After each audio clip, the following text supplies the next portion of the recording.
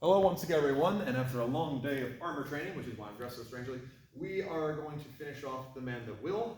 So joining me once again is Eric, back on the channel after a long time. We're going to be just rattling through the 4 plays that I covered. If you want more detail on them, go watch their respective video. I'm just going to say what play it is, use the terminology I said in that video as I go through it. But the main purpose of this is just to show what it looks like when you apply it to somebody, and talk a little bit about some of the reasons I do them the way I do, because of how I do it against somebody. So, we'll go ahead and just start off with our first play, which is going to be, I throw a hawk, roundy out, roundy back, quarter glove spin with a snatch, whoop, wham, and that's all that's going to be. Now the big thing here is that generally speaking, this roundy out is meant to build off of the hawk, so let's switch sides real quick. I throw it, boom, and I want to try and move as much around him as possible so that I really get that reach around factor. Like, that's got a lot of force behind it. It really does. And I don't have to step that deep to achieve it. This does, however, leave me somewhat susceptible to him trying to bind over or do other sorts of things. So my roundy back is more about blocking that down. He can't do anything against me. If he tried to thrust or cut or things along those lines, I can very easily move up into a guard and I'm nice and secure. I make him think I'm about to cut around again because all I did was step back in front of him and I nip those hands. Now it's really important when you do this, all the way through. You don't want to get to the habit of stopping here because his sword's still ahead of you and he will bring it down. So just whoop, and then I go ahead and escape, whoop. If I miss those hands like I did in the very first time we did, I still use the snatch to leave. I don't want to try and, I do want to try and hit him, but I'm more, you're not going to get any closer to me. At the range we're at, if he were to try to step forward as I'm doing the snatch, it will definitely hit him. But if I miss those hands, I don't want to then be reaching for that leg, because I'll lose my head in the process. And all he has to do is withdraw whatever leg's in front. He has a decent chance of hitting me. So we'll show it on this side. So, hawk, roundy out, roundy back, quarter, snatch. Nice and straightforward. Okay, play 2. So play 2 is going to be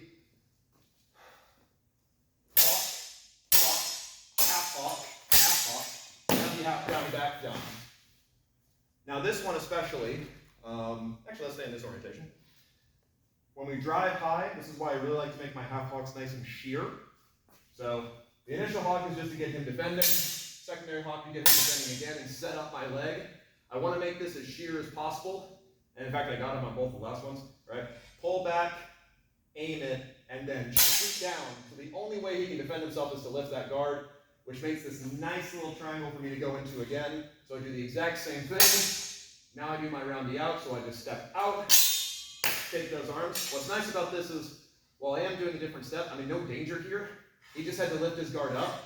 That's setting him to cut this way. So if I were to, off of this, try to roundy this way, he's set up to cross cut down and can just bring that down with force.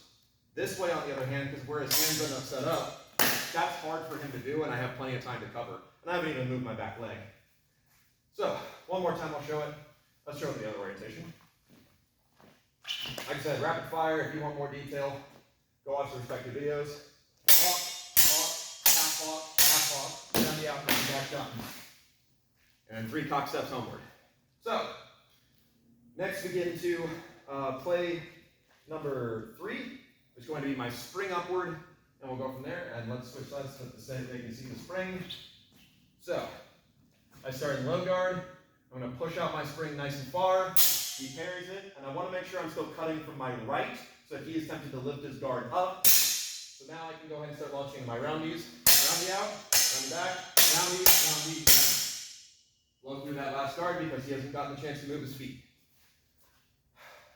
With this one especially, as I work my way around him, what I want to make sure of is that the initial upset is meant to chain into something else, possibly. The roundy out, roundy back is something we've done a lot so far. I want to make sure that he's expecting further wide play, or maybe even for something to come from below. He's very comfortable in the middle right now, which is why I then do that different sideways step. And the spring out is probably the trickiest part of this whole thing. So I mentioned you can skip a roundy depending upon what he does. If I spring out, and then as I'm trying to cut, he decides to instead parry more to his left, even if I was trying to throw a right blow, I no longer need to throw that initial roundy out, roundy out, roundy back. I just go ahead and 1, 2, 3, 4. So you can skip a roundy depending upon what the opponent does. But let's live in a perfect world, and you can make that happen by just allowing that hawk to be a little bit wider, and he'll be tempted to parry this strong. So, spring out, hawk, roundy out, roundy back, roundy, roundy, roundy. Nice and blown through, and this is what I was talking about that arrangement. You may not cut him well, but you're going to bind on his face, and from here there's just a myriad of different things you can do, including just moving up close. So, that's play number 3. Play number 4, where we got the double hawk.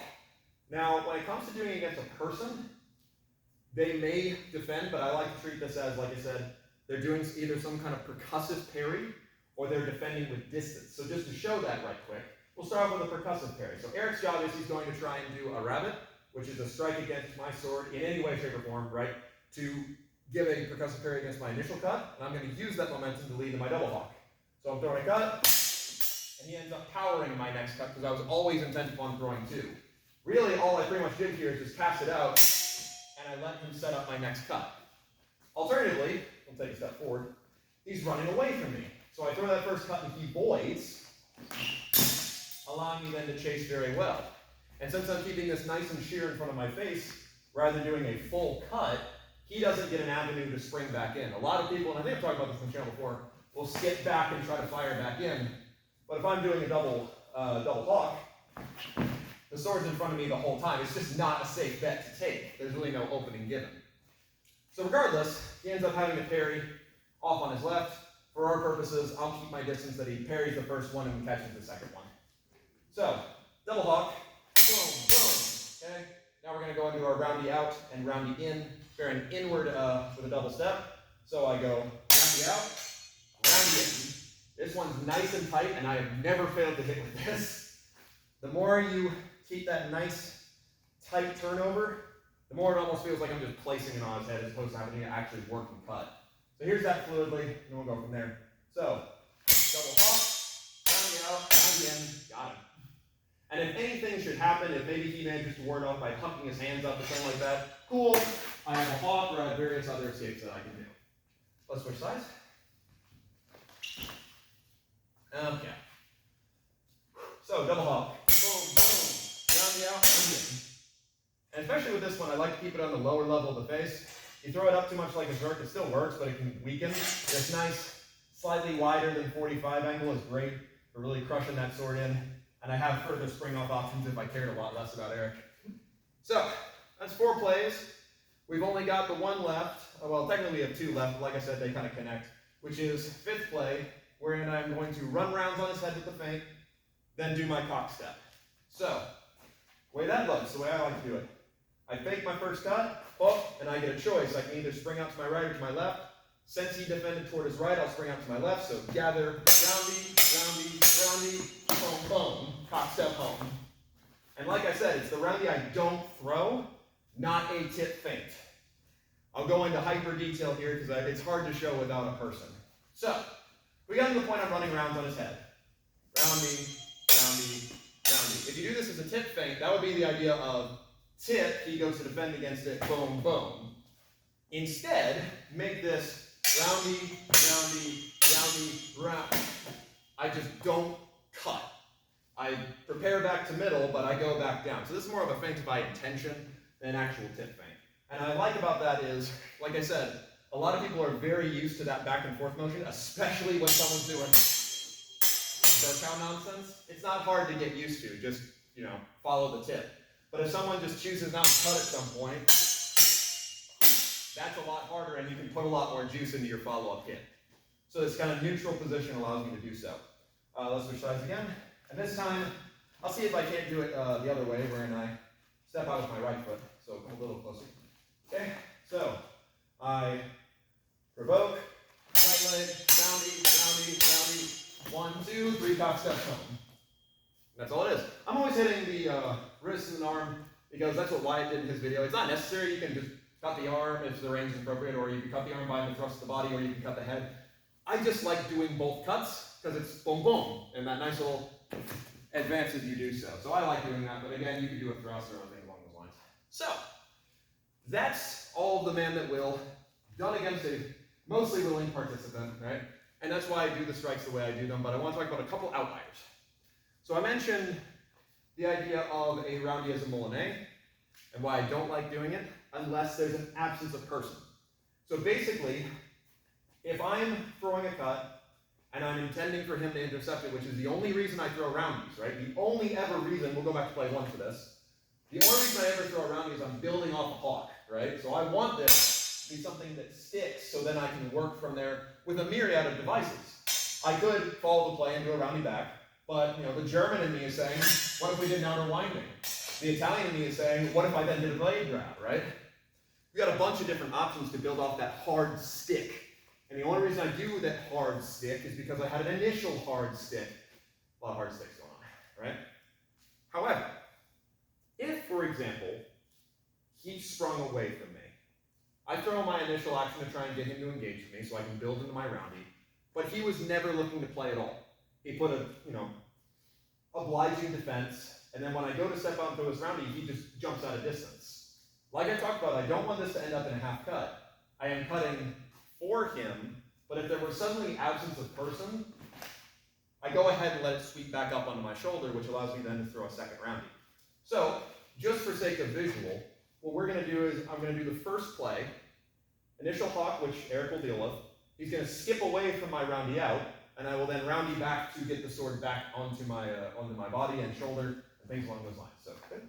All right, a little step forward so we can ensure you're on camera. So, here we go.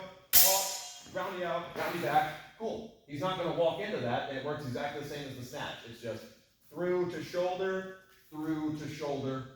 relatively standard thing. This is actually the same way I like to hit people in the ribs if they lift their hands, just up onto the body. Okay, so that's relatively self-explanatory and everything's great, and that's really what I wanted to talk about. But I said in the very first video, one of the things that informed the way I like to do these is axes. So, Eric, you set the sword down, I will go get us a pair of axes.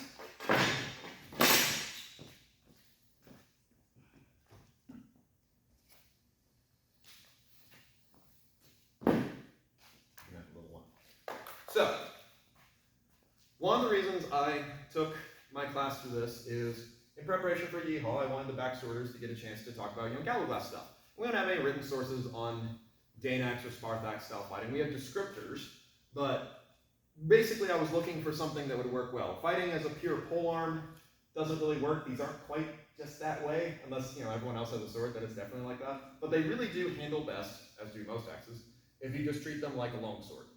So, what I did is I went ahead and took these English longsword, which seem to be very cut-focused, very driving your opponent before you, tried it out with the axes and went, yeah, this works out pretty well. So, just as a quick show, we won't go through all the plays, but I'll use the first play as an example, and I'll talk about a couple interesting pieces. Let's switch sides for this, though.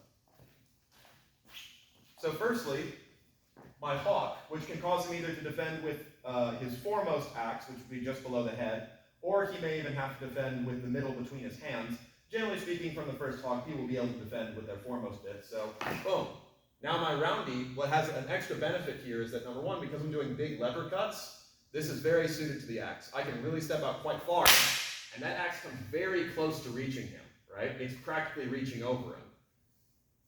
That's the nice thing about doing axe, and I just broke mine in half, but that's okay. The point being, though, when it reaches out, it has a decent chance of getting past him if he does not block far enough. All of your roundies will have this principle, and you can see the force involved.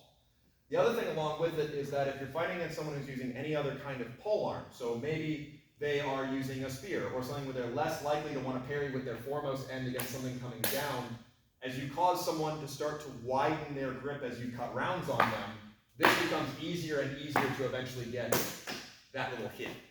So, that's just basically the general idea. I about my axe, but I knew that would happen eventually. Point being, this is a fun little modification that we did that worked out really, really, really well for these. And do I think there's any actual lineage link? No, I really don't. But as far as it blends well and it worked well and it led into good things, I think it was quite successful. And in about half a year's time, when we revisit it and then see if it goes well on the field at Yeehaw, we'll see. But either way, though, that is the man that will. Thank you very, very much, Eric, for helping me out. Thank you all very much for watching. And we will go over some other techniques another time.